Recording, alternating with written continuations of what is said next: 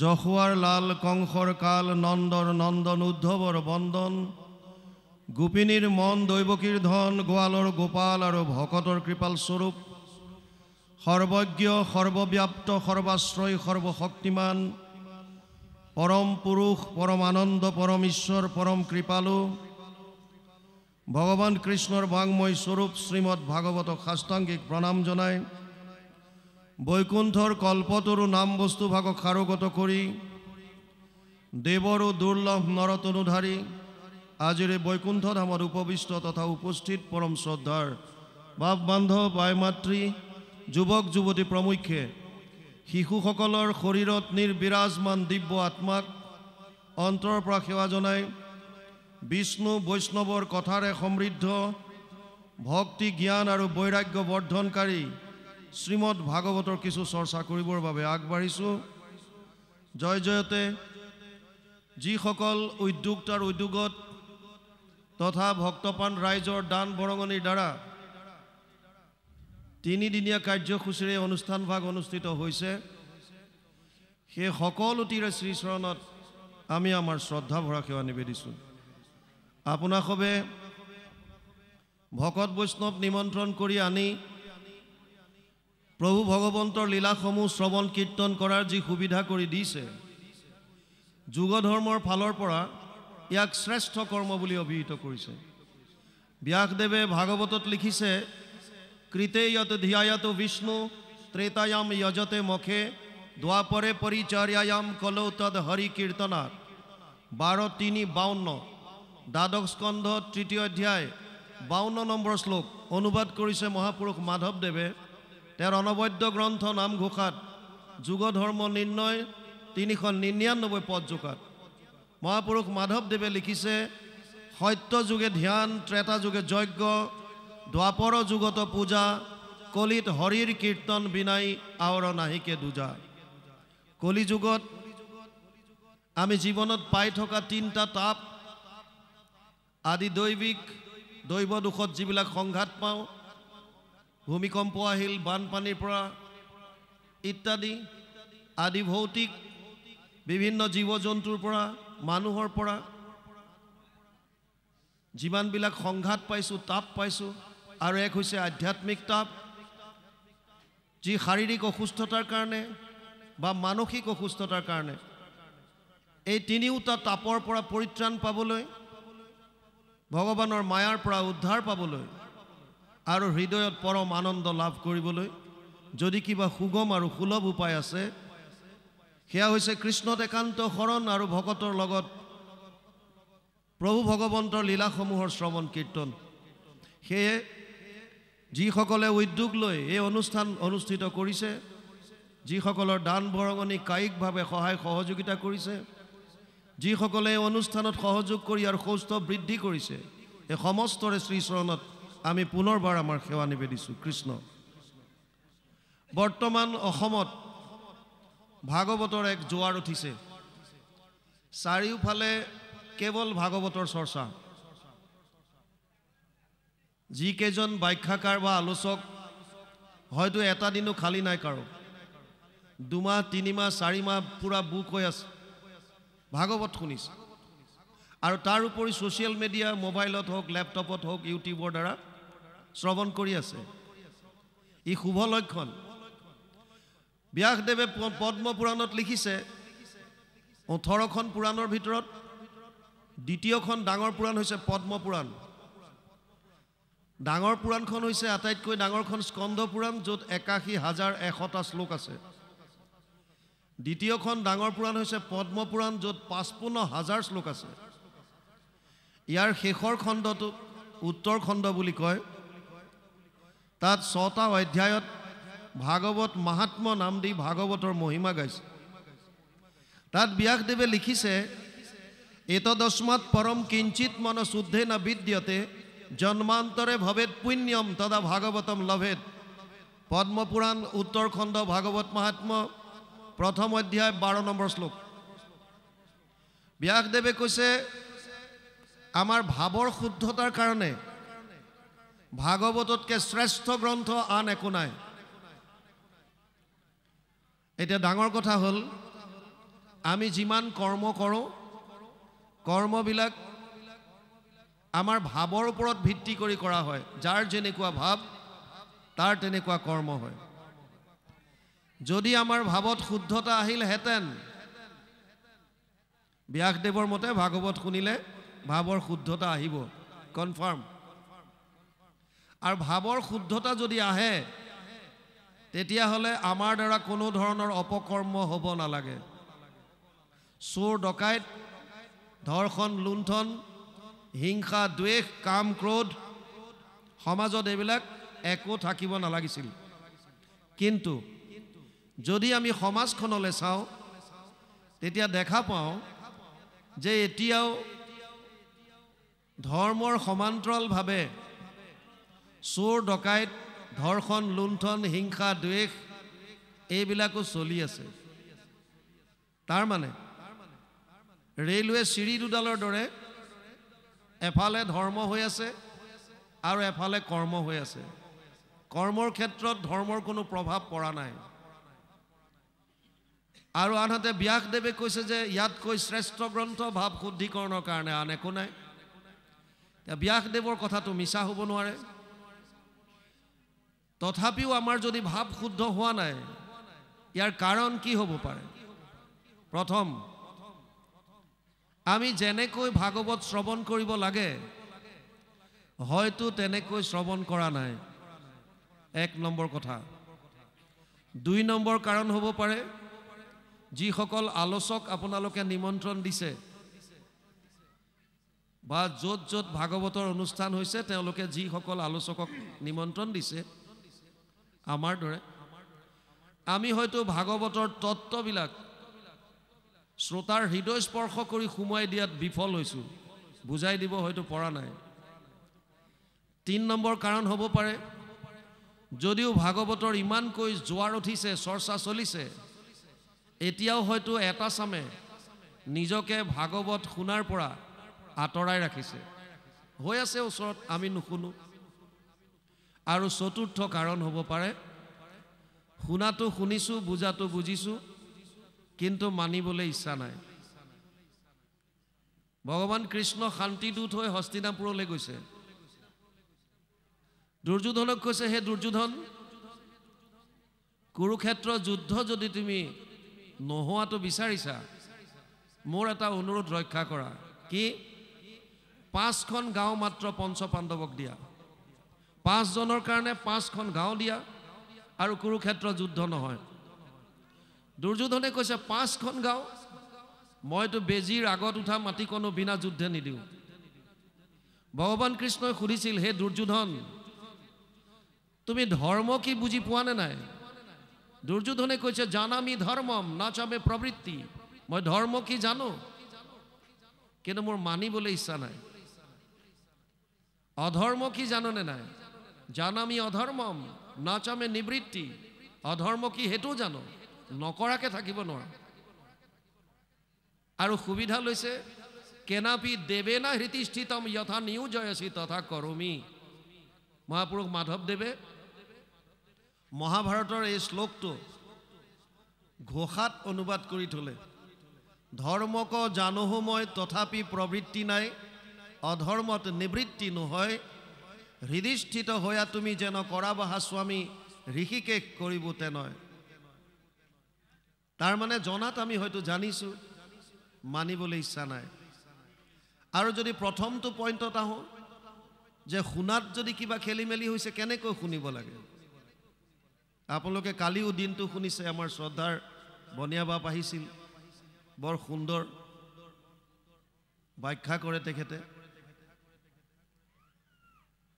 শুনিলে কেনেকৈ শুনিম গীতাত অৰ্জুনক কৈছে শ্ৰদ্ধাৱান লব্ধতে জ্ঞানম তৎপৰে সং যতেন্দ্ৰিয় জ্ঞানম লব্ধোৱা পৰম শান্তিম অচিৰেণ অধিগচ্ছতি 4ৰ্থ অধ্যায় 39 নম্বৰ শ্লোক গীতা হে অৰ্জুন যিসকল শ্ৰদ্ধাৱান তেওঁলোকেহে জ্ঞান লাভ কৰিব পাৰিব আমি শুনি আছোঁ যদি শাস্ত্ৰৰ প্ৰতি আমাৰ শ্ৰদ্ধা নাই তেতিয়াহ'লে ইফালে সোমাব ইফালে ওলাব উদাহৰণ লৈ বুজক এটা শ্ৰেণী কোঠাত 100 জন ছাত্ৰ ছাত্ৰী এজন শিক্ষক এটা বিষয় এবছৰ ধৰি পাঠদান কৰে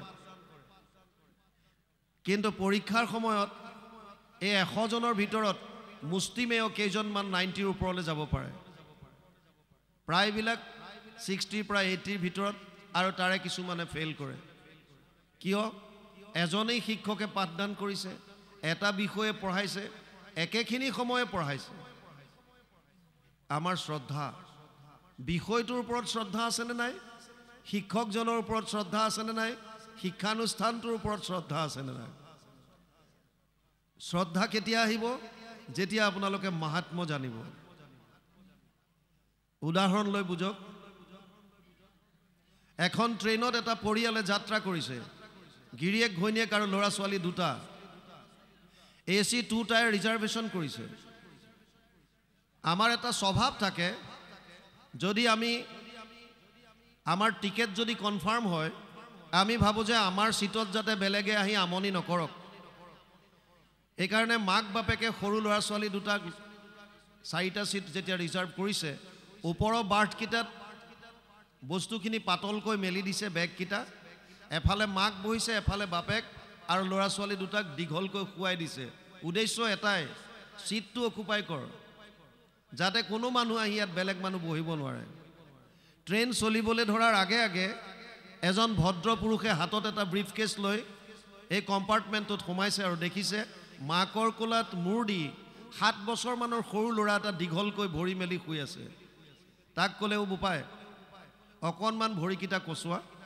মই ইয়াতে বহো মই 3-4টা মান ষ্টেচনৰ পাছত নামি যাম মাক বাপেকে একেলগে কৈছে ভৰি মেল পিতেকক কৈছে তাৰ মানে মানুহজনক ইনডাইৰেক্টলি বুজাই দিছে যে তই ইয়াত বহিব নোৱাৰ মানুহজন ভদ্ৰ গতিকে তেওঁ হাতত ব্ৰিফকেছটো লৈ ৰেলিংডালত ধৰি থিয় হৈ আছে ট্ৰেইন চলা আৰম্ভ কৰিছে ল'ৰাটোৱে হাতত চিপছৰ পেকেট দুটামান লৈ গৈছিল সৰু ল'ৰা ভাবিছে ট্ৰেইনত উঠিম আৰু চিপছ খাম কিন্তু মাক বাপেকে শুই যাবলৈ ক'লে সৰুৱে এটা শিক্ষা দিছে শুই খাব নাপায় আমাৰ সমাজত নাপায় বহুত আছে যিবিলাক নাপায় বিজ্ঞানসন্মত কিবা কাৰণ আছে লজিষ্টিক গ্ৰাউণ্ড আছে সেইবিলাক মানক যিবিলাক কোনো তাৰ অৰ্থ নাই সেইবিলাক মানি লাভ নাই আমি বহু জেগাত শুনো আইসকলে বোলে ভাগৱত পঢ়িব নাপায় গীতা পঢ়িব নাপায় নামঘৰত চাকি বন্তি জ্বলাব নাপায়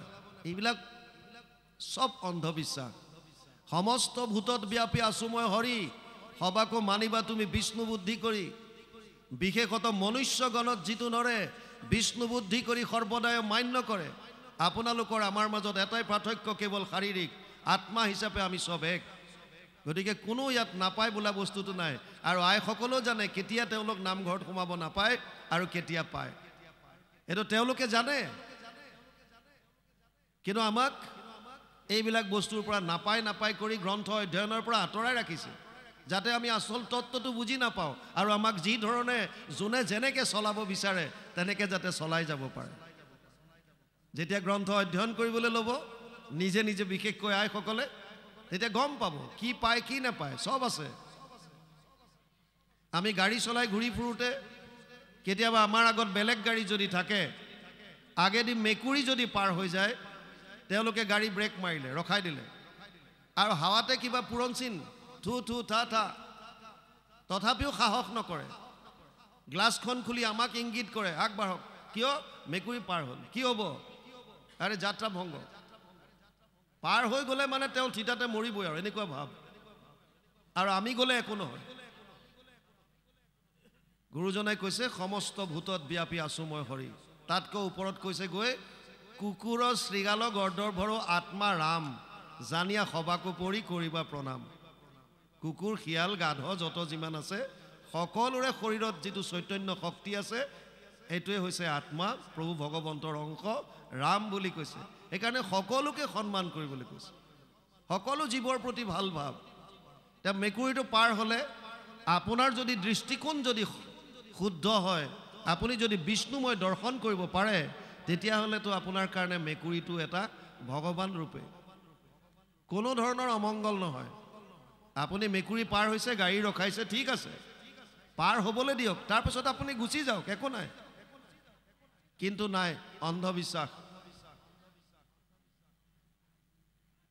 শুই শুই খাব নাপায় ইয়াত কিন্তু বিজ্ঞানজনিত কাৰণ এটা নথকা নহয় আমাৰ যিডাল শ্বাস নলী আৰু যিডাল খাদ্য নলী এই দুডাল গৈ পেলাই ইয়াত এনেকৈ জয়েন হৈছে আমি খৰধৰকে যেতিয়া কিবা খাওঁ তাৰ যদি অকণমানো টুকুৰা এটা শ্বাস নলীলে যায় তেতিয়া চৰচৰণি আহে বা কাহ আহে সেইকাৰণে খাওঁতে বিশেষভাৱে ধীৰে সুস্থিৰে বহি পেলাই সুন্দৰভাৱে গ্ৰহণ কৰিবলৈ কোৱা হয় ল'ৰাটোৱে বহুত সময় ধৈৰ্য ধৰিলে অকণমানি ল'ৰা মাক বাপেকে সৰুৰ পৰা শিক্ষা দিছে নাখাবি শুই শুই খাব নাপায় কিন্তু দেখিলে যিজন মানুহ সেই মানুহজন লৰচৰ নোহোৱা হ'ল হাতত ব্ৰিফকেছটো লৈ থিয় হৈ আছে ই বহিবও নোৱাৰা হ'ল এতিয়া বহিলেই মানুহজন চিটত বহি যাব উপায়ন্তৰ হৈ ভাবিলে যি হ'ব হ'ব শুই শুয়ে খাওঁ আজি আৰু চিপছৰ পেকেট ফালি যেতিয়াই খোৱা আৰম্ভ কৰিলে তাৰ এটা টুকুৰা শ্বাস নলীৰ ফালত লাগি গ'ল চৰচৰণি আহিবলৈ ধৰিলে কাহ আহিবলৈ ধৰিলে ল'ৰাটোৰ আছিল হাঁপানী বেমাৰ এজমেটিক প্ৰব্লেম যেতিয়াই কাহ আহিলে চৰচৰণি আহিলে তাৰ পাছত তাৰ ঘেৰঘেৰণি আৰম্ভ হৈ গ'ল উশাহ ল'বলৈ টান পাইছে মাক বাপেকৰ এতিয়া অৱস্থা নাই ল'ৰাটো এয়াৰ কণ্ডিশ্যন কোচতো ঘামি জামি অৱস্থা নাইকিয়া হৈছে টেম্পাৰেচাৰ বাঢ়ি গৈছে মাক বাপেকৰ হাহাকাৰ ট্ৰেইন দ্ৰুত গতিত চলি আছে কি কৰিব এই মানুহজনে সব চাই আছে শেষত তেওঁ ব্ৰিফকেছটো তলত নমাই থলে আৰু নমাই পেলাই ষ্টেথিস্কোপডাল লগাই ল'ৰাটোক চেকআপ কৰিলে আৰু তাৰ পাছত এটা বেজি দিলে ইনজেকশ্যন এটা দিলে 10 মিনিটৰ পাছত ল'ৰাটো সুস্থ হৈছে নৰ্মেল হৈছে উশাহ নিশাহ ল'ব পাৰিছে এতিয়া মাক বাপেক দুইটাই নিজৰ পিতেকক কৈছে বোপাই ভৰিটো কোচা আৰু তেওঁক কৈছে আহক বহক কিয় যিজন মানুহ বহে বুলি 10 মিনিটৰ আগত ভৰি মেলি পেলাই খোৱাৰ কথা কৈ আছিলা সেই একেই মাক বাপেকে 10 মিনিটৰ পাছতে তেওঁলোকৰ দৃষ্টিকোণ সলনি হৈ গ'ল আৰু নিজৰ ল'ৰাটোক কৈছে ভৰি কোচা মানুহজনক কৈছে আহক বহক কাৰণ 10 মিনিটৰ আগলৈকে গম পোৱা নাছিল তেওঁ কোন আমি জীৱনত বহুত মানুহ লগ পাওঁ সকলোৰে প্ৰতি আমাৰ শ্ৰদ্ধাত মোৰ দৌ খাই নাযায় যেতিয়া গম পাব যে এজন এজন বিশেষ ব্যক্তি এওঁৰ ভিতৰত এটা বিশেষ গুণ আছে আৰু তাতকৈ যেতিয়া গম পাব যে এওঁৰ পৰা মোৰ সুকীয়া জীৱনত লাভ হৈছে তেতিয়া আপুনি তেওঁৰ প্ৰতি আপোনাৰ শ্ৰদ্ধাত মোৰ দৌ খাই যায় অগণন শাস্ত্ৰ আছে কিন্তু ভাগৱতৰ ইমানকৈ প্ৰচলন কিয় হৈছে ভাগৱতত এনেকুৱা কি আছে আপোনালোকে কালিৰ পৰা ভাগৱত শুনিছে 3 দিন শুনিব ভাগৱতত এনেকুৱা আছে কি যিটোৰ কাৰণে ইমানকৈ প্ৰচলন হৈছে ব্যাসদেৱে পদ্ম পুৰাণৰ উত্তৰ খণ্ডত লিখিছে মহাত্ম তাত তেওঁ লিখিছে যত্ৰ যত্ৰ ভাগৱতী বৰ্ত ভক্তি আদি কাম ব্ৰজেত কথা শব্দম সমকৰ্ণম তত্ৰিকম তৰুণয়েত পদ্ম পুৰাণ উত্তৰ খণ্ড ভাগৱত মহাত্ম 3য় অধ্যায় 9 নম্বৰ শ্লোক য'ত য'ত ভাগৱতৰ কথা হয় য'ত য'ত তালৈ 3টা বস্তুৰ আগমন ঘটে ভক্তি জ্ঞান আৰু বৈৰাগ্য ইতিমধ্যে আপোনালোকৰ হৃদয়ত ভক্তি বস্তু জ্ঞান আৰু বৈৰাগ্য তিনিওটাই থিতাপি ল'লে যিমান ভাগৱতৰ শ্ৰৱণ কৰিব সিমানে ভক্তি বাঢ়িব জ্ঞান বাঢ়িব আৰু ভোগবাদৰ প্ৰতি বৈৰাগ্য ভাৱ আহিব ইয়াত থকালৈকে গ্যাৰান্টি ব্যাসদেৱে দিছে ইয়াৰ পৰা ওলাই যোৱাৰ পাছত কোনে কিমান সময়লৈকে হৃদয়ত ভক্তি বস্তুটো জাগ্ৰত কৰি ৰাখিব পাৰে এয়া আপোনালোকৰ সুকীয়া সুকীয়া কথা ব্যাসদেৱে কৈছে কথা ভাগৱতস্যাপি নিত্যম ভৱতি যত গৃহে তদ গৃহম তীৰ্থ ৰূপম হি বাসতম পাপনাশনম পদ্ম পুৰাণ উত্তৰ খণ্ড ভাগৱত মহাত্ম 3য় অধ্যায় 29 নম্বৰ শ্লোক ব্যাসদেৱে লিখিছে ভাগৱতৰ কথা যিখন ঘৰত সদায় হয় নিত্যম ভৱতি যত গৃহে আমি অসমীয়া মানুহৰ এটা ভাল সংস্কাৰ আছে আমি পুৱা গধূলি স্নান কৰি যোনে যেনেকৈ যাকে নামানক কিয় ধূপ বা ধূনা জ্বলাই আমি সেৱা এটা কৰোঁ থাপনাত কীৰ্তন ভাগে থাকক ভাগৱতে থাকক আমি সেৱা এটা কৰাৰ আমাৰ এটা নিয়ম আছে ব্যাসদেৱে কৈছে যদি পুৱা গধূলি আপোনালোকৰ গৃহত নিয়মিতভাৱে যদি ভাগৱতৰ অকণমানো যদি অধ্যয়ন হয় বা চৰ্চা হয় পাঠ যদি হয় শ্লোকাৰ্ধম শ্লোকপদম শ্ৰীমদ ভাগৱত উদ্ভৱম অকণমানো যদি হয়, আপোনালোকৰ ঘৰখনে তীৰ্থক্ষেত্ৰলৈ ৰূপান্তৰিত হ'ব। আপোনালোকে কোনো তীৰ্থক্ষেত্ৰত গৈ এই ষ্টেম্প পেডত ভাগদৌৰত প্ৰাণ দিয়াৰ কোনো প্ৰয়োজন নাই। নিজৰ ঘৰখন আপোনালোকে তীৰ্থক্ষেত্ৰ কৰিব পাৰিব। কেৱল পুৱা গধূলি ভাগৱতৰ অকণমানো যদি অধ্যয়ন আপোনালোকে আৰম্ভ কৰে, যদি অকণমান পাঠ কৰে। ইয়াৰে সংক্ষিপ্ত ৰূপ কীৰ্তন আছে, দশম আছে। মহাপুৰুষ মাধৱদেৱে ঘোষা কৰিছে, ৰত্নাৱলী লিখিছে, প্ৰভু ভগৱন্তৰ বিভিন্ন ধৰণৰ ভক্তি মাৰ্গৰ গ্ৰন্থ। অকণমানো যদি সদায় নিয়মিতভাৱে কৰে, তেতিয়াহ'লে ব্যাসদেৱে লিখিছে আপোনাৰ ঘৰখন তীৰ্থক্ষেত্ৰলৈ ৰূপান্তৰিত হ'ব আৰু আপোনাৰ গৃহত কোনো ধৰণৰ পাপ থাকিব নোৱাৰিব। ভাগৱত ভগৱান কৃষ্ণৰ বাংময় মূৰ্তি বুলি কোৱা হয়। বাণী আকাৰে, শব্দ আকাৰে ইয়াত প্ৰভু ভগৱন্ত বিৰাজমান হৈ আছে। তেনেয়ম বাংময় মূৰ্তি প্ৰত্যক্ষ বৰ্ততে হৰি সেৱাত শ্ৰৱণাত পথত দৰ্শনাত পাপনাশিনী। পদ্মপুৰাণ উত্তৰখণ্ড ভাগৱত মাহাত্ম্য ৩য় অধ্যায় ৬২ নম্বৰ শ্লোক। ভগৱান কৃষ্ণৰ বাংময় মূৰ্তি ভাগৱত।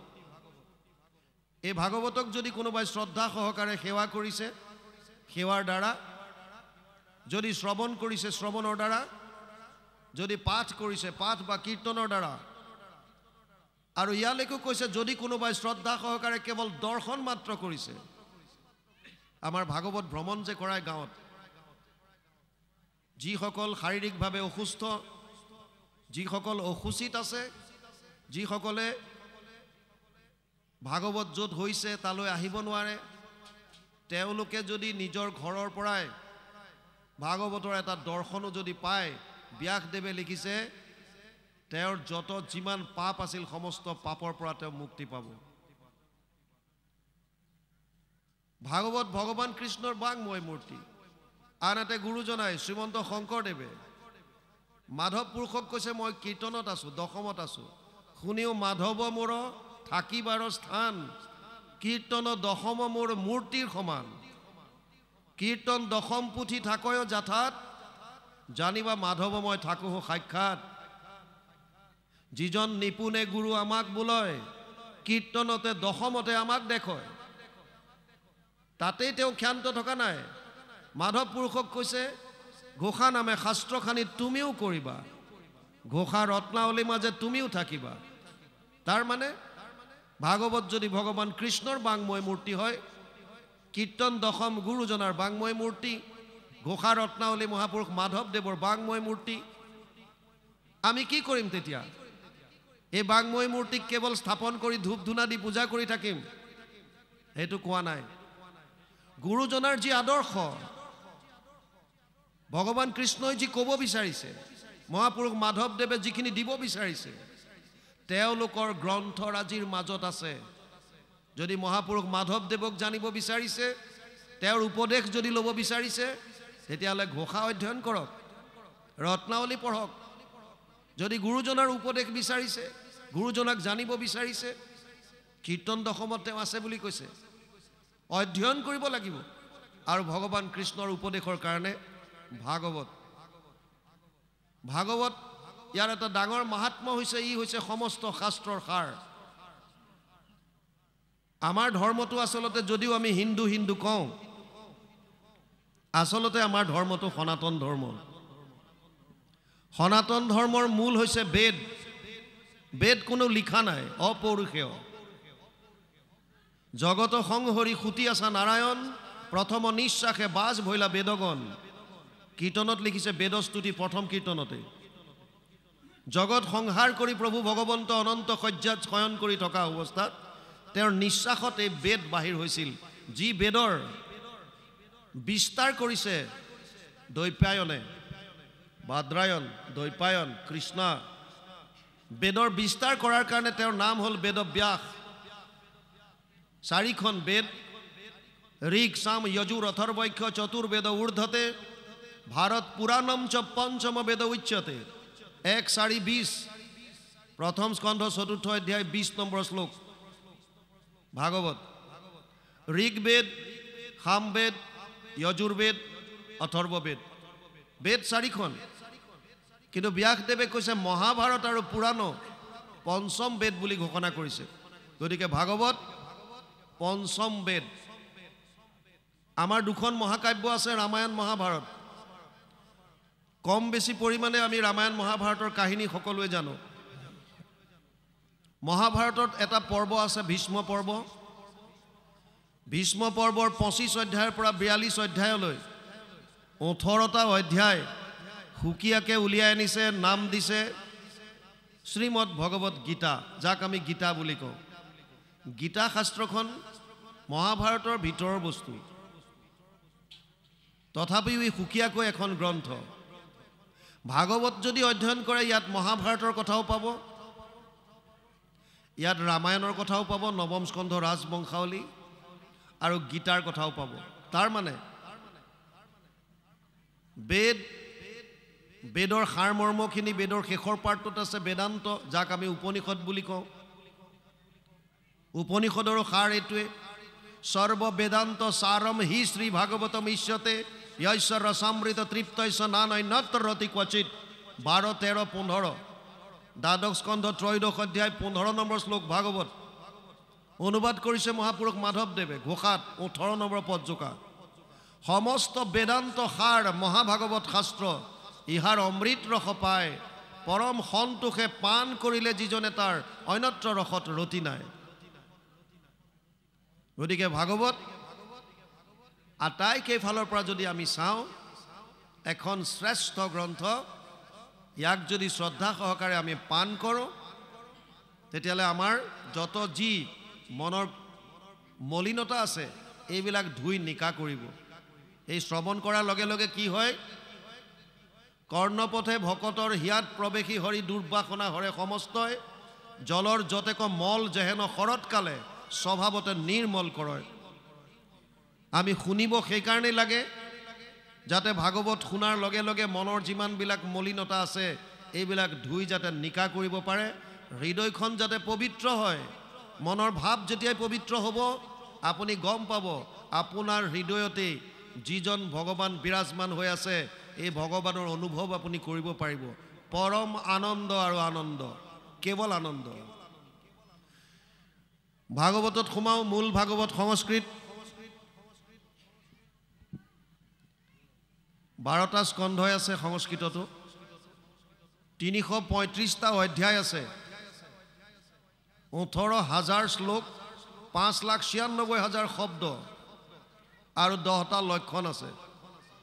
অত্ৰ স্বৰ্গ বিসৰ্গ স্থানম পোষণম উতয় মনন্তৰে সমনুকথা নিৰোধ মুক্তি আশ্ৰয়।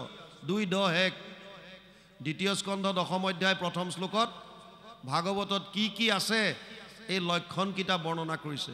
সৰ্গ, বিসৰ্গ, স্থান, পোষণ, উতি, মনন্তৰ, ঈশানু, নিৰোধ, মুক্তি, আশ্ৰয়। সৰ্গ মানে সৃষ্টি। আমি যে ব্ৰহ্মাণ্ড দেখিছোঁ, কোটি কোটি ব্ৰহ্মাণ্ডৰ এটা অংশত আমি আছোঁ। এনেকুৱা কোটি কোটি ব্ৰহ্মাণ্ড আছে, কোটি কোটি ব্ৰহ্মাণ্ডৰ হৰি অধিকাৰী আমি নামত গাই থাকোঁ।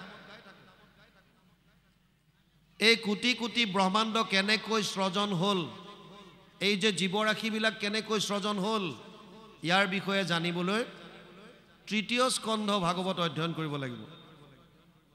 4ৰ্থ স্কন্ধ বিসৰ্গ, ব্ৰহ্মা আদিৰ দ্বাৰা সৃষ্টিৰ বিকাশ কেনেকৈ ঘটিল, ছেকেণ্ডেৰী সৃষ্টি। 5মত আছে স্থান, ভূগোল আৰু খগোল। খগোল মানে গ্ৰহ নক্ষত্ৰৰ বিষয়ে জ্ঞান যদি জানিব বিচাৰে, জ্যোতিষৰ বিষয়ে জানিব বিচাৰে, 5ম স্কন্ধ। 6ষ্ঠ স্কন্ধত আছে পোষণ, ভগৱান কৃষ্ণই জীৱসমূহ কেনেকৈ পোষণ কৰে তাৰ বিষয়ে জানিবৰ কাৰণে 6ষ্ঠ স্কন্ধ। অজামিল উপাখ্যান, বৃত্তাসুৰ বধ, চিত্ৰকেতু উপাখ্যান বিভিন্ন কাহিনীৰ দ্বাৰা সুন্দৰভাৱে বৰ্ণনা কৰিছে। 7ম স্কন্ধ উতি, উতি মানে বাসনা। আমাৰ 3 ধৰণৰ বাসনা আছে, দৈবিক বাসনা, আসুৰিক বাসনা আৰু মানৱীয় বাসনা। ভকতৰ কৃপাত দৈবিক বাসনা মনত জাগ্ৰত হয়, ভকতৰ আশীৰ্বাদত আমাৰ মনত দৈবিক বাসনাৰ জাগ্ৰত হয়। সেয়া বুজাবৰ কাৰণে প্ৰহ্লাদৰ চৰিত্ৰ আনিছে। মহন্তৰ কোপত আসুৰিক বাসনা উদ্ভৱ হয়, তাৰ কাৰণে হিৰণ্যকশিপু আৰু হিৰণ্যক্ষৰ কথা আনিছে মানৱীয় বাসনা বুজাবৰ কাৰণে বৰ্ণাশ্ৰম ধৰ্মৰ কথা কৈছে অসমীয়া ভাগৱতত ইয়াৰ অনুবাদ কৰা নাই কিয় কাৰণ ভক্তি মাৰ্গত বৰ্ণাশ্ৰম ধৰ্মৰ কোনো কাম নাই নহো জানা আমি চাৰি জাতি চাৰিও আশ্ৰমী নহো আতি আমাৰ জাতি কি তেতিয়া হলে দাসৰ দাস তান দাসৱ হইলো আমি আমাৰ এটাই জাতি আমি দাস আৰু ভগৱান আমাৰ স্বামী এটোৱে আমাৰ চিনাকি সেই কাৰণে আজি এনেকৈ বহিব পাৰিছে যদি উচ্চ নিচ জাতি ধনী দুখীয়াৰ ভেদ থাকিলহেঁতেন তেতিয়া আসন ভাগে ভাগে হ'লহেঁতেন এইখিনি বেলেগ সম্প্ৰদায়ৰ এইখিনি বেলেগৰ এইখিনি বেলেগৰ এইখিনি বেলেগৰ নাই আমাৰ ভক্তি মাৰ্গত সেইকাৰণে এইটো অনুবাদ কৰা নাই অষ্টমত আছে মনন্তৰ মনু আৰু মনু পুত্ৰসকলৰ বিষয়ে জানিবলৈ অষ্টম স্কন্ধ অধ্যয়ন কৰিব লাগিব নৱমত আছে ৰাজবংশাৱলী চন্দ্ৰবংশ সূৰ্যবংশৰ বিভিন্ন ৰজা মহাৰাজাৰ কাহিনী শুনিবলৈ জানিবলৈ নৱম স্কন্ধ দশম নিৰোধ প্ৰলয়ৰ সময়ত সমস্ত জীৱৰাশি প্ৰভু ভগৱন্তৰ উদৰত অৱৰুদ্ধ হৈ থাকে 335টা মূল সংস্কৃত অধ্যায়ৰ 90টা অধ্যায় আছে দশমত ভগৱান কৃষ্ণৰ অৱতাৰৰ পৰা বিভিন্ন লীলা দশমত আপোনালোকে পাব আৰু আজি যিটো বৰ্তমান পাঠ কৰি আছিল আপোনালোকে শ্ৰৱণ কৰি আছে একাদশ স্কন্ধ ইয়াৰ লক্ষণ হৈছে মুক্তি মুক্তি আমাক কিয় লাগে কেনেকৈ পাম তাৰ কাৰণে একাদশ স্কন্ধ আৰু দ্বাদশ স্কন্ধ হৈছে আশ্ৰয় আশ্ৰয় মানে শৰণ জীৱই শৰণ ক'ত ল'ব আশ্ৰয়ৰ প্ৰকৃত স্থানটো কি এয়া বুজাবৰ কাৰণে দ্বাদশ স্কন্ধ দিছে যদিও 10টা লক্ষণ দিছে ভাগৱতৰ মূল উদ্দেশ্য এটা সেইটো হৈছে আশ্ৰয় দশম অৰ্থ বিশুদ্ধ্যাৰ্থম নবানিমিহ লক্ষণম বৰ্ণয়ন্তি মহাত্মান শ্ৰুতেন অৰ্থেন চাঞ্জসা 2:10 লিখিছে দশম লক্ষণটো অৰ্থাৎ আশ্ৰয়টোক শুদ্ধ ৰূপত প্ৰতিপন্ন কৰিবলৈ বাকি 9টা লক্ষণ বৰ্ণনা কৰিছে ভাগৱত আৰম্ভ হৈছে নৈমিষাৰণ্যত আপোনা খবৰ দৰে 28000 ঋষি মুনি একত্ৰিত হৈ বহিছে আৰু ভাগৱতৰ ব্যাখ্যাৰ আসনত বহুৱাই দিছে সুত মুনিক ৰোমহৰ্ষণৰ পিতেক উগ্ৰশ্ৰৱা এই ঋষিসকলে কলি যুগৰ মানুহৰ ভয়াবহতাৰ কথা অনুমান কৰি 1000 বছৰ জোৰা এটা যজ্ঞ কৰিছিল উদ্দেশ্য আছিল কলি যুগৰ মানুহৰ কল্যাণ সাধন কিন্তু 1000 বছৰ যজ্ঞ কৰাৰ পাছতো তেওঁলোকে কোনো ফল নাপায় সুত মুনিক ভাগৱতৰ ব্যাখ্যাৰ আসনত বহুৱাই দি 28000 ঋষিৰ ভিতৰত যিজন কথামৃত ৰসস্বাদ কুশল শৌনক অব্ৰবিত কথামৃত পান কৰাত যিজন কুশল সেইজনৰ নাম দিছে শৌনক শৌনকে প্ৰশ্ন কৰিছে আৰু উত্তৰ দিছে সুত মুনিয়ে আৰু ভাগৱতৰ মূল বস্তু সেইটোৱে শৌনকে প্ৰথম আৰম্ভ কৰিছে শৌনক বদতি শুনা সুত মহামানী পৰম পাতকী কলি পাইলে হেন জানি আৰম্ভিলো যজ্ঞ আশী সহস্ৰ বছৰ হোমধুমে ধূম্ৰবৰ্ণ ভৈলা কলেবৰ যিটো কৰ্ম কৰোৱাত নাহিকে বিশ্বাস আপোনাৰ আয়ুষ কৰিলো ব্যৰ্থে নাশ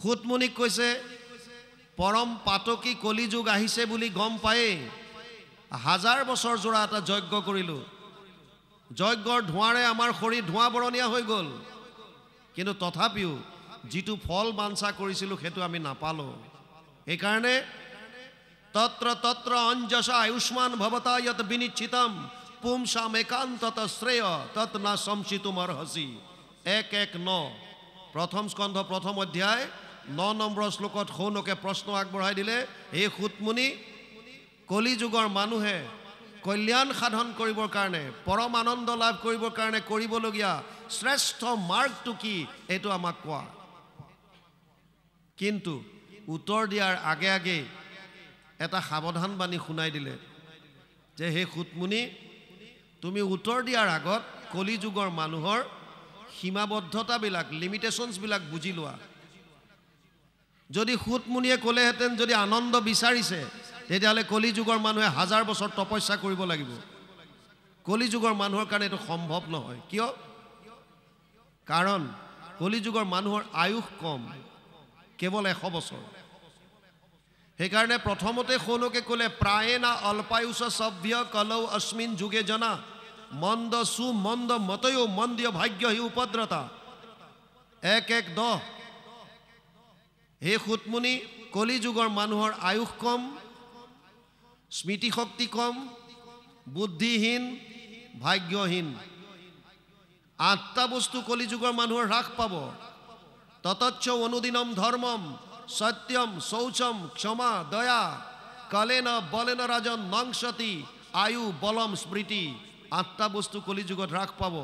ধৰ্ম, সত্য, শৌচ, ক্ষমা, দয়া, আয়ুস, বল, স্মৃতি। 8টা বস্তু। 12:2:1 দ্বাদশ স্কন্ধ 2য় অধ্যায় 1ম শ্লোক ভাগৱত।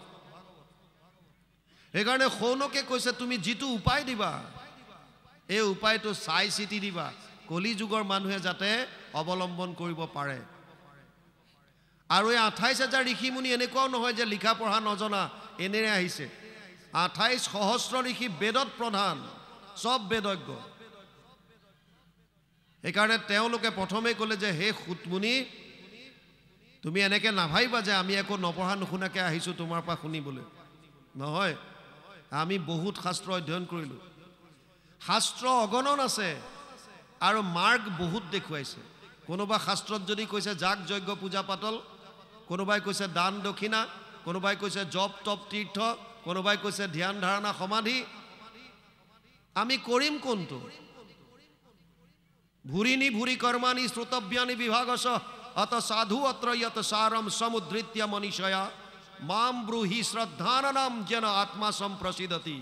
1:11 শৌনকে ক'লে শাস্ত্ৰ বিভিন্ন আৰু মাৰ্গ দিছে বিভিন্ন। সেইকাৰণে তুমি সমস্ত শাস্ত্ৰৰ সাৰ উদ্ধাৰ কৰি কলিযুগৰ মানুহৰ কাৰণে শ্ৰেষ্ঠ যিটো মাৰ্গ এইটো আমাক দেখুৱাই দিয়া। আৰু তেতিয়া সুতমুনিয়ে ভাগৱত কোৱা আৰম্ভ কৰিছে। প্ৰথমে ক্লিয়াৰ কৰি দিলে কলিযুগৰ মানুহৰ কাৰণে শ্ৰেষ্ঠ ধৰ্ম কি? সবেই পুংসাম পৰো ধৰ্ম যত ভক্তিৰ অধোক সজে অহেতুকি অপ্ৰতিহত যেন আত্মা সম্প্ৰসিদতি। কলিযুগৰ মানুহৰ শ্ৰেষ্ঠ ধৰ্ম এটাই, এইটো হৈছে কৃষ্ণত একান্ত ভক্তি। শৰ্ত দিছে মাত্ৰ 2টা। কেনেকৈ কৰিব লাগিব ভক্তি? নিষ্কামভাৱে, নিৰন্তৰভাৱে। যি 2টা আমি পৰা নাই। আমি ভগৱানৰ ওচৰত যাওঁ, কিন্তু দুনিয়াভৰৰ লিষ্ট গাওঁ। অমুকটো লাগে, তমুকটো লাগে, তমুকটো লাগে, বিভিন্ন ধৰণৰ। 125 টকাৰ শৰাই আগবঢ়াই পেলাই 50 লাখ টকাৰ কণ্ট্ৰেক্ট বিচাৰোঁ। কণ্ট্ৰেক্টটো মোৰ নামত কৰি দিয়া, শৰাই ভাগ দিছোঁ তোমালৈ। কেৱল আৰু কেৱল আশা, কেৱল আৰু কেৱল তৃষ্ণা। ভগৱানে গীতাত কৈছে চতুৰ্বিধা ভজন্তে মাম জনা সুকৃতি ন অৰ্জুন আৰ্ত জিজ্ঞাসু অৰ্থাৰ্থী জ্ঞানী চ ভৰতৰ্ষভ। 7ম অধ্যায় 16 নম্বৰ শ্লোক গীতা। হে অৰ্জুন, 4 ধৰণৰ মানুহ মোৰ ওচৰলৈ আহে। এবিধ হৈছে বিপদত পৰি, গজেন্দ্ৰৰ দৰে। গজেন্দ্ৰ উপাখ্যান আপোনালোকে শুনিছে। গজেন্দ্ৰ যেতিয়া পৰিয়াল পৰিজনৰ লগত থাকে, চাৰিওফালে যেতিয়া পুৰা থাকে বডিগাৰ্ড, যিফালে যায় বন গোটেই ঘাঁহ বন ভাঙি ছিঙি চুৰমাৰ কৰি যায়। জীৱ জন্তু দূৰতে দেখি পেলাই সেৱা কৰে। যেনেকৈ আমাৰ কোনোবা আহিলে 21খন 22খনলৈকে গাড়ী চলায়, ট্ৰেফিক চেফিক বন্ধ কৰি দিয়ে। সাধাৰণ মানুহৰ যি হয় হওক, দূৰৰ পৰাই নমস্কাৰ কৰিব, উপায় নাই, ধোৱাই যাব তেওঁলোকে গোটেই। পাৱাৰত থকালৈকে তেনেকুৱাই। আৰু যেতিয়া গজেন্দ্ৰ হ্ৰদত নামিল, হ্ৰদত নমাৰ লগে লগে যেতিয়া গ্ৰাহে ধৰিলে, যিমানবিলাক আছিলে কাষে বাৰে চব লাহে লাহে পাল্টি মাৰি দিলে। আপোনাৰ ধন টকা পইচা যেতিয়া হাতত নাইকিয়া হ'ব, আপোনাৰ হাতত শক্তি নাইকিয়া হ'ব, ৰাজনীতিৰ পাৱাৰ নাইকিয়া হ'ব। আজি আগে পিছে যিমান 100 জন ঘূৰি আছে, এটাও দেখিবলৈ নাপাব, কোনো নাথাকে, কেৱল চব সুবিধাবাদী। আমি যে ভাবিছোঁ আমাৰ লগত ইমানবিলাক আছে, সময়ত কাকো বিচাৰি নাপাব। গজেন্দ্ৰই সময়ত কাকো নাপালে, চব ছাইড মাৰি দিলে। শেষত উপায়ন্তৰ হৈ এটাই আশ্ৰয়স্থান বিচাৰি পালে আৰু পদুম ফুল পাহ সুৰেৰে মেৰিয়াই ত্ৰাহি হৰি বুলি ভগৱানৰ চৰণত শৰণ ল'লে। লগে লগে প্ৰভু ভগৱন্ত গৰুড়ত উঠি আহি সুৰত ধৰি পেলাই বাহিৰলৈ টানি চক্ৰ দি পেলাই গ্ৰাহৰ মুখখন ফালি গজেন্দ্ৰক মুক্তি দিলে। আৰ্তটো বিপদত পৰি আমিও ৰাম নাম লওঁ, বিপদ যোৱাৰ লগে লগে ভগৱানৰ কথা পাহৰোঁ। দ্বিতীয়টো হৈছে জিজ্ঞাসু। এচাম লোক আছে যোনে জানিব বিচাৰে সঁচাকৈ মইনো কোন আছিলোঁ, ক'ৰ পৰা আহিলোঁ, মই কি কৰা উচিত, আৰু মোৰ মৃত্যু হ'লেনো মই ক'লৈ যাম। যাৰ মনত জনাৰ ইচ্ছা, জিজ্ঞাসু ভাৱ আছে, তেওঁলোকো কৃষ্ণৰ ওচৰত আহে। কাৰণ কৃষ্ণই হৈছে সৰ্বজ্ঞ, বাকীবিলাক হয়তো অজ্ঞ নহ'লে অল্পজ্ঞ। সৰ্বজ্ঞ এজনেই আছে, সেইজনেই হৈছে ভগৱান কৃষ্ণ। সেইকাৰণে তেওঁৰ ওচৰলৈ আহে কিছুমান জিজ্ঞাসু ভাৱ লৈ। এবিধ হৈছে অৰ্থাৰ্থী, কেৱল টকা পইচা বিচাৰি, কেৱল ধন ধান টকা পইচা সা সম্পত্তি। এবাৰতো এটা ল'ৰাই কৈছে, হে প্ৰভু, পকেট খৰচ একেবাৰে নাই, টকা 100 যেন তেন দিয়া, 50% তোমাৰ নামত ক'ৰবাত দান দি দিম। অলপ দূৰ যোৱাৰ পাছত 50 টকীয়া নোট এখন পালে। বিচাৰিছিলে 100, 50% দিম বুলি ক'লে দান। অলপ দূৰ গৈ পেলাই 50 টকীয়া নোট এখন পায়, ওপৰলৈ চাই কৈছে, বা প্ৰভু তোমাকো মানিছোঁ, তোমাৰ কমিশ্যনটো আগতে ৰাখিলা, মোক মোৰটোহে দিছা। তেওঁতো ৰাখি দিলে। আমাৰ গতি সেয়া, অৰ্থাৰ্থী। আৰু এবিধ হৈছে জ্ঞানী, যোনে জানিলে, যোনে বুজিলে যে মনুষ্য জনম সফল কৰাৰ উপায় কি। ঘোষাত লিখিছে, হৰিৰ চৰণে শৰণ লৈলোঁ, মানৱী জনম সফল কৰিলোঁ। কীৰ্তনত লিখিছে গুৰুজনাই, মনুষ্য শৰীৰ পাই যিটো নৰগণ, নকৰে তোমাৰ যদি শ্ৰৱণ কীৰ্তন, বিফলে জনম গৈলা ভৈলা সৰ্বনাশ, জীৱন্ততে মৰা সিটো ভাথিৰ নিশ্বাস। কেৱল জানি শুনি যিজন কৃষ্ণৰ চৰণত আহিছে, নাৰদৰ দৰে, চাৰি সিদ্ধৰ দৰে, তেওঁলোক জ্ঞানী। আমাৰ প্ৰায়বিলাক আমি অৰ্থাৰ্থীত আছোঁ, কেৱল অৰ্থ। আৰু তেতিয়া আমি ভগৱানৰ ওচৰত যাওঁ। ব্যাসদেৱে কৈছে, নিষ্কামভাৱে যিনে কৰিব পাৰিছে কৃষ্ণত ভক্তি আৰু নিৰন্তৰ। তস্মাৎ সৰ্বেষু কালেষু মা মনুস্মৰ যুদ্ধচ, ময়ো অৰ্পিত মনোবুদ্ধিৰ মামে বৈশস্য অসংশয়। অষ্টম অধ্যায় 7 নম্বৰ শ্লোক গীতা। হে অৰ্জুন, প্ৰতিটো মুহূৰ্তত কেৱল মোৰ নাম স্মৰণ কৰ আৰু তোৰ কৰ্তব্য কৰ্ম কৰি যা।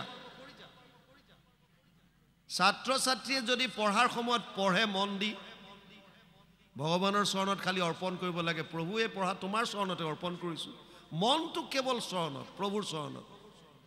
আপুনি পঢ়িবলৈ আৰম্ভ কৰিছে, প্ৰভু ভগৱন্তৰ ওচৰত অৰ্পণ কৰক, পঢ়ক একান্তভাৱে, একাগ্ৰতা বাঢ়িব, কনচেনট্ৰেশ্যন বাঢ়িব, মাইণ্ড কেন্দ্ৰীভূত হ'ব। সূৰ্যৰ ৰশ্মি সিঁচৰিত হৈ পৰি আছে, যেতিয়া মেগনিফাইং গ্লাছ দি পেলাই আমি এজেগাত পেলাওঁ, যদি শুকান ঘাঁহৰ ওপৰত পেলাই দিয়া হয়, শুকান ঘাঁহ অলপ সময়ৰ ভিতৰত জ্বলাই দিব, ইমান পাৱাৰ। মানুহৰ মনলৈ য'ত 1200ৰ পৰা 60,000 চিন্তা আহে 24 ঘণ্টাত, এই মনটোক যেতিয়া কেন্দ্ৰীভূত কৰিব লাগিব, একত শৰণ লোৱাৰ বাহিৰে গতি নাই। কেৱল এটাই শক্তি, একম সৎ বিপ্ৰ বহুধা বদন্তি, সত্য সদায় এটাই হ'ব লাগিব। আমাক ভ্ৰমিত কৰি ৰাখিছে, নিৰন্তৰভাৱে ল'বলৈ দিছে। তস্মাৎ সৰ্বেষু কালেষু মা মনুস্মৰ, প্ৰতিটো মুহূৰ্তত মোক স্মৰণ কৰ আৰু নিজৰ কৰ্তব্য কৰি যা। মন বুদ্ধিবোৰ অৰ্পণ কৰি থ, তই পৰমানন্দ লাভ কৰিব পাৰিবি, মোক পাবি। ভাগৱত আগবাঢ়িছে, একাদশ স্কন্ধ। ইয়াত পাঠ হৈ আছে, ভগৱান কৃষ্ণই ভূমিভাৰ হৰণ কৰাৰ পাছত যদুবংশ কেনেকৈ এতিয়া নাশ কৰিব, তাৰ গোটেই প্লানিং। তাৰ আগতে বুজক, ভগৱানে অৱতাৰ কিয় লয়। গীতাত অৰ্জুনৰ মনৰ সংশয়বিলাক দূৰ কৰি কৰি 4ৰ্থ অধ্যায়ত ভগৱান কৃষ্ণই অৰ্জুনক ক'লে, হে অৰ্জুন, মই তোক যিবিলাক জ্ঞান এতিয়ালৈকে ক'লোঁ, যিমানবিলাক যোগৰ কথা মই ক'লোঁ, এয়া আগতে মই সূৰ্যক কৈছিলোঁ। সূৰ্যই মনুক ক'লে, মনুৱে ইক্ষাকুক ক'লে। ইমাম বিবস্বতে যোগম প্ৰোক্তমানহম অব্যয়ম, বিবস্বান মনুৱে প্ৰাহু মনু ইচ্ছাকয়ে অব্ৰবীত, এবম পৰম্পৰা প্ৰাপ্তম ইমাম ৰাজৰ্ষয়ু বিদু স কালে নেহ মহতা যোগনস্ত পৰম তপ। মই তোক যি যোগৰ কথা কৈছোঁ, যি জ্ঞানৰ কথা কৈছোঁ, আগতে মই সূৰ্যক ক'লোঁ, সূৰ্যই মনুক ক'লে, মনুৱে ইক্ষাকুক ক'লে, আৰু এনেকৈ পৰম্পৰাগতভাৱে শ্ৰৱণৰ দ্বাৰা এই জ্ঞান ক্ৰমাগতভাৱে আহি আছিল। কিন্তু কালৰ সোঁতত এই জ্ঞান নাইকিয়া হ'ল। অৰ্জুনৰ মনত সংশয় হ'ল, আমাৰ দুটা জন্ম একেলগে, আৰু এওঁ কৈছে মই সূৰ্যক ক'লোঁ, সূৰ্যটো বহুত আগৰ, কেনেকৈ ক'ব পাৰে? প্ৰশ্ন কৰিলে, অপৰম ভৱতু জন্ম পৰজন্ম বিবস্বত কথম এতদ বিজানিয়ম ত্বম আদৌ প্ৰোক্তমানিতি। প্ৰথম দুটা শ্লোক ৪ৰ্থ অধ্যায় ১ আৰু ২, এতিয়া কোৱাটো ৪ নম্বৰ। অপৰম ভৱতু জন্ম পৰজন্ম বিবস্বত, তোমাৰ জন্মটো এতিয়া হৈছে মোৰ লগত, আৰু সূৰ্যটো অদিতি বহুত আগৰ, কেনেকৈ তুমি, মই কেনেকৈ মানি ল'ম তুমিয়ে যে সূৰ্যক কৈছিলা? তেতিয়া ভগৱান কৃষ্ণই তেওঁৰ অৱতাৰৰ পোলটো খুলি দিয়ে। তেওঁ কয়, বহুনি মে ব্যতীতানি জন্মানি তব চ অৰ্জুন তানি অহম বেদ সৰ্বাণি না ত্বম বেদ পৰম তপ।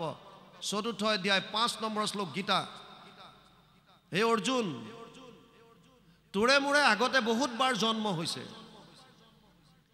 আগৰ কথাবিলাক মই জানো, কিন্তু তই নাজানো। আমাৰো গতি একে, আমি আগৰ কথা নাজানো। আগৰটো বাদ দিয়ক, আজি ২-৩ দিনৰ আগত কোনে কি খাইছিল সেইটোও চিন্তা কৰিব লাগিব। কলি যুগৰ মানুহৰ স্মৃতি শক্তিটো কমি গৈছে, মনতেই নাথাকে। ক'ত কি থলোঁ বস্তুটো অলপ পিছত সেইটোও পাহৰোঁ। গাড়ী চাবিটো ক'ত থলোঁ, পাৰ্চটো ক'ত থলোঁ, অলপ বিচাৰি ফুৰিব লাগে। আপোনালোকে জানি আচৰিত হ'ব, অফিচ কাছাৰীবিলাকত ফাইল বিচাৰোঁতে বহুত সময় যায়, কেৱল ফাইলটো বিচাৰোঁতে। কোনো ছিষ্টেম নাই। এটা ফাইল বিচাৰিবৰ কাৰণে ঘণ্টাৰ উপৰি ঘণ্টা লগাই দিব, অলপ পুৰণা ইনফৰমেশ্যন যদি বিচাৰে। ভগৱানে কৈছে, তোৰে মোৰে জন্ম বহুবাৰ হ'ল আগতে, মোৰ চব মনত আছে, তোৰ মনত নাই। হে অৰ্জুন, অজু অপিশন অব্যয়ী আত্মা ভূতানাম ঈশ্বৰ অপিশন প্ৰকৃতি শ্যাম অধিষ্ঠায় সম্ভৱামি আত্মমায়া। যদিও মই অজ, ৪ৰ্থ অধ্যায় ৬ নম্বৰ শ্লোক গীতা। যদিও মোৰ জন্ম নাই, যদিও মই সমস্ত ভূতৰ ঈশ্বৰ, তথাপিও মাজে মাজে মই মোৰ মায়াক অধিষ্ঠান কৰি অৱতাৰ ধাৰণ কৰিবলৈ বাধ্য হওঁ। কেতিয়া? যদা যদা হি ধৰ্মস্য গ্লানিৰ্ভৱতি ভাৰত অদ্ভুত্যানম অধৰ্মস্য তদাত্মানম সৃজম্যহম পৰিত্ৰাণায় সাধূনাং বিনাশায় চ দুষ্কৃতাম ধৰ্ম সংস্থাপনাৰ্থায় সম্ভৱামি যুগে যুগে। ৪ৰ্থ অধ্যায় ৭ আৰু ৮ নম্বৰ শ্লোক গীতা। হে অৰ্জুন, যেতিয়া যেতিয়া ধৰ্মৰ গ্লানি হয়, অধৰ্মৰ উত্থান হয়, সাধু সন্ত মহন্তৰ ওপৰত অত্যাচাৰ বৃদ্ধি পায়, তেতিয়া মই অৱতাৰ ল'বলৈ বাধ্য হওঁ। মূল কাৰণ ৩টা। পৰিত্ৰাণায় সাধূনাম, ভকতসকলক ৰক্ষা কৰিবলৈ, বিনাশায় চ দুষ্কৃতাম, দুষ্কৃতিকাৰীক নাশ কৰিবলৈ, ধৰ্ম সংস্থাপনাৰ্থায়, ধৰ্মক পুনৰ সংস্থাপন কৰিবৰ কাৰণে। ৩টা মূল কাৰণত মই অৱতাৰ হওঁ। আৰু আপোনালোকে জানে, দ্বাপৰত বসুমতীয়ে ভূমিভাৰ সহন কৰিব নোৱাৰি ব্ৰহ্মাৰ ওচৰত কান্দি কান্দি কয়গৈ। ব্ৰহ্মাই দেৱতাসকলৰ লগত ক্ষীৰোদধিৰ পাৰত যায়, নাৰায়ণৰ স্তুতি কৰে। প্ৰভু ভগৱন্তই কয় আকাশবাণী যে, হে ব্ৰহ্মাদেৱ, মই ভূমিভাৰ হৰণ কৰিবৰ কাৰণে বসুদেৱৰ ঔৰসত দৈৱকীৰ গৰ্ভত কৃষ্ণৰূপে অৱতাৰ ল'ম, আৰু তাৰ কাৰণে যিসকল দেৱতাই আগতে জনম যেনেকৈ ল'ব লাগে তেওঁলোকক ল'বলৈ দিয়া। আৰু ভগৱান কৃষ্ণ অৱতাৰ লৈ ভূমিভাৰ হৰণ কৰিলে। জৰাসন্ধৰ সেনা 18 অক্ষৌহিণী সেনা প্ৰত্যেকবাৰত 17 বাৰ, আৰু কুৰুক্ষেত্ৰৰ যুদ্ধত 18 অক্ষৌহিণী সেনা নষ্ট কৰিছে। এক অক্ষৌহিণী সেনাত থাকে 2,18,700 সেনা। আৰু শেষত যেতিয়া তেওঁ ভাবিলে যে মইতো ভূমিভাৰ কৰিলোঁ হৰণ, কিন্তু মোৰ বংশ ইমান বেছি, এওঁলোকক যদি মই হৰণ নকৰাকৈ যাওঁ তেতিয়াহ'লে ঘটনাটো একো লাভ নহ'ব। সেইকাৰণে ইয়াত এতিয়া কৈছে অকণমান আগৰ পৰা আহি যাওঁ কৃপাময় প্ৰভু পাছে চিন্তিলত কাজ মুক দৰ্শনে নিস্তাৰিবে ইটো ৰাজ পাছৰ লোকৰ আবে হৈবে কেন গতি ঘোৰ কলি পাইলে লোক যাইবে অধোগতি হেনহিত চিন্তি পাছে কৃপাময় হৰি আপোনাৰ যশ থৈলা পৃথিৱীক ভৰি তৰুক সংসাৰ আৰু শ্ৰৱণ কীৰ্তন এই বুলি বৈকুণ্ঠক গৈলা নাৰায়ণ